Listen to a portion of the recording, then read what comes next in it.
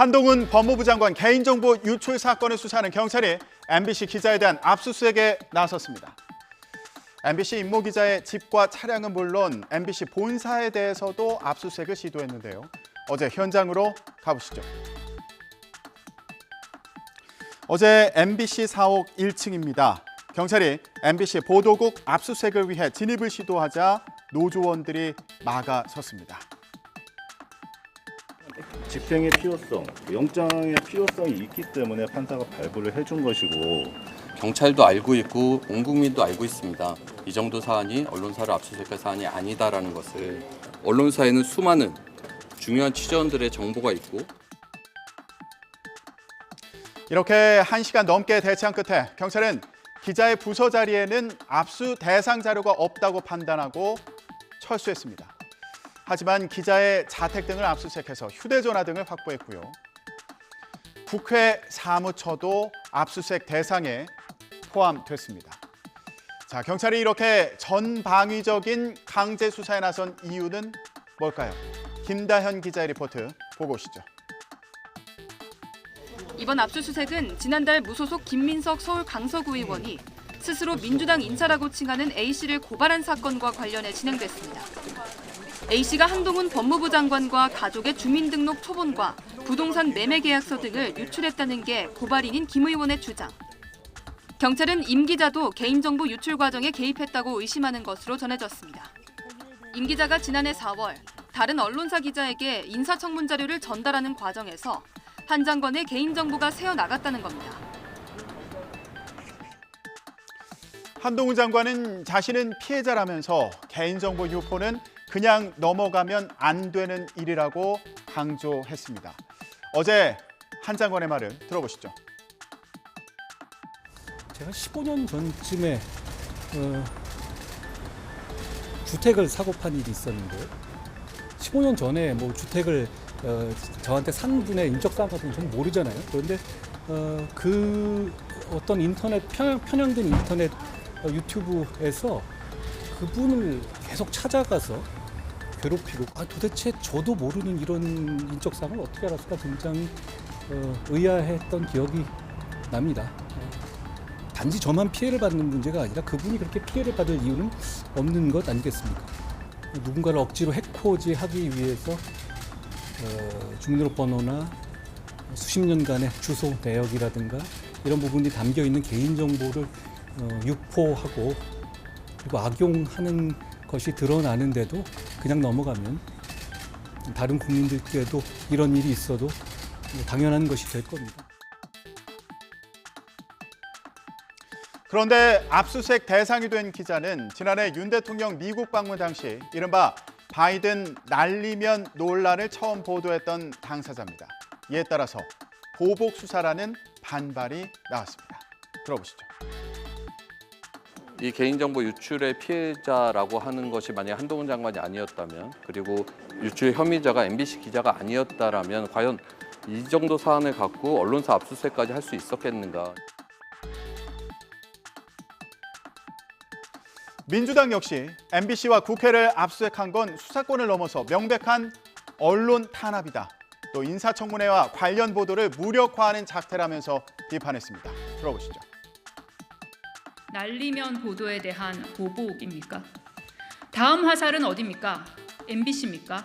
더불어민주당입니까?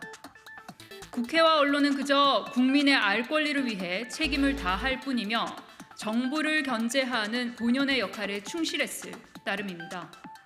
독재라는 표현이 조금도 부족하지 않습니다. 수사권을 앞세워 민주주의 기둥인 언론 자유를 파괴하려는 윤석열 정부의 행태를 결코 묵과하지 않을 것입니다. 반면 국민의힘은 언론도 성역은 아니라며 불법 행위가 있다면 당연히 수사받아야 한다고 주장했습니다. 또 민주당이 이번에도 언론 탄압 프레임을 씌워서 반발하고 있다면서 민주당 정권에서 사법기관을 탄압과 보복의 도구로 사용했던 경험에서 나온 무지성 탄압몰이라고 주장했습니다. 한동훈 장관도 민주당을 향해 이번 사안에 관여한 건 없는지 점검해보라고 받아쳤습니다. 들어보시죠. 과잉 수사가 아니냐 이런 얘기를 하고 있어요. 근데 민주당이 채널A 수사에서 했던 입장하고 굉장히 다르시네요. 민주당은 우선 지금 이 일에 민주당이 관여한 것은 없는지 먼저 점검하셔야 되는 것 아닌가 싶습니다. 좀 해당 기자가 사실 근데 뭐 대통령실에 대해서 안 좋은 보도를 한 이력도 있다 보니까 그거에 대한 뭐 좀 보복성 아니냐 뭐 이런 비판들도 좀 나오는 것 같은데 어떤 누구를 해코지하기 위해서 불법적인 정보를 유포하고 그걸 악용하면 안 되는 거는 누구나 동의하지 않겠습니까? 언론 탄압이다, 정당한 수사다, 공방이 이어지는데요. 파장이 계속될 것으로 보입니다. 이런 가운데 여야는 김남국 의원 징계 절차에 착수하고 조속한 결론을 내야 한다는 데는 뜻을 같이 했습니다. 손유정 기자 리포트 보고 오시죠. 윤리심사 자문위원회에서 조속한 시일 내에 심사를 마무리해 주셔서 국민적 공분이 있는 이 사안이 하루빨리 적절하게 해소되기를 기대합니다. 불필요하게 자문위가 공전됨으로써 봐두는 거 아니냐 이런 생각이 들지 않도록 최대한 서둘러 달라는 말씀을 드렸습니다.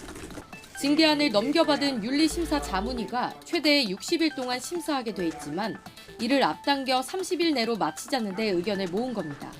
국민적 관심이 큰 만치 한 달이 지나지 않아 도달하지 않았어도 가급적 빠른 시간 내에 의견을 줄 수 있으면 의견을 달라 이런 것을 함께 첨부해서 자문위원회에 제출하기로.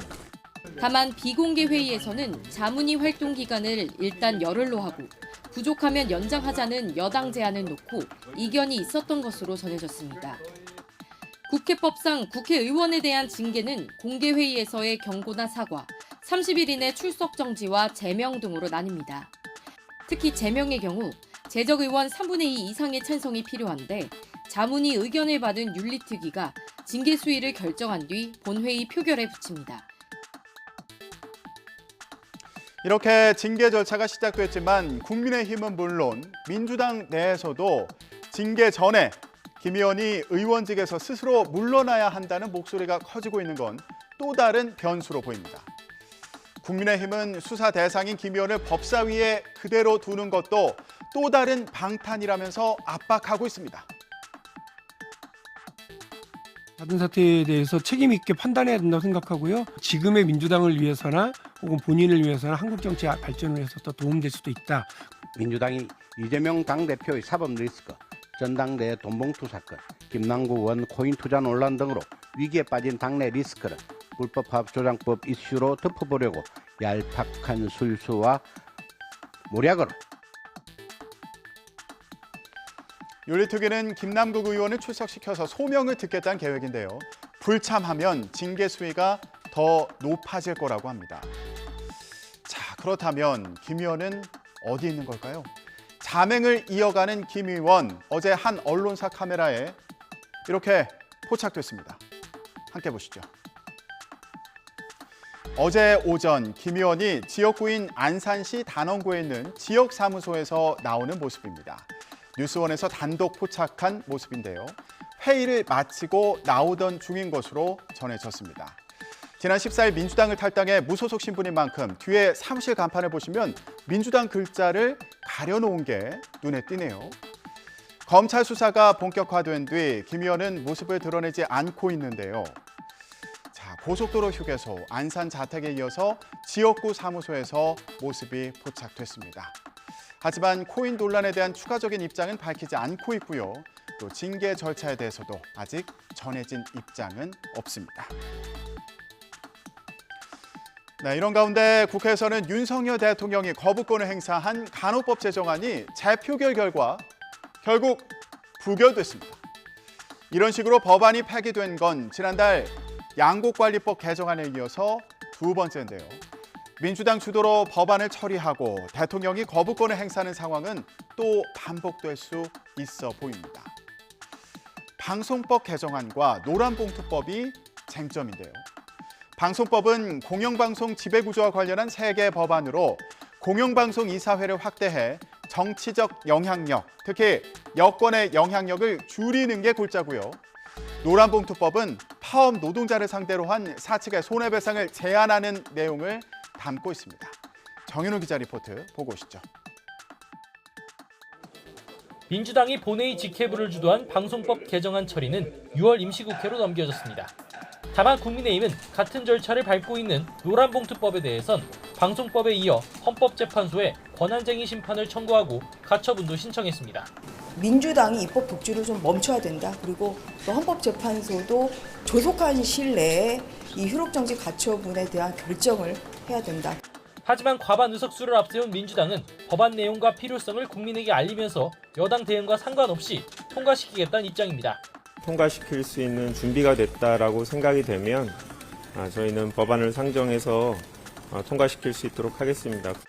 공감대를 조성하는 그런 작업을 하겠습니다. 현재 판단이 늦어지고 민주당이 다음 달 국회에서 방송법과 노란봉투법 등 쟁점 법안 처리를 강행한다면 대통령이 거부권을 행사하고 본회의 재표결에서 법안이 폐기되는 상황이 반복될 가능성이 큽니다. 어제 본회의에서는 민주당 전당대회 돈봉투 의혹으로 검찰이 구속영장을 청구한 윤관석, 이성만 의원에 대한 체포동의안도 보고됐습니다. 두 의원에 대한 체포동의안은 다음 달 12일에 표결에 붙여지는데요. 만약 가결된다면 두 의원은 법원의 구속 여부 판단을 받아야 합니다. 민주당은 당론 없이 의원들 자율투표에 맡기기로 했는데요.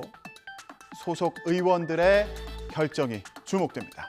지금까지 전국 브리핑이었습니다.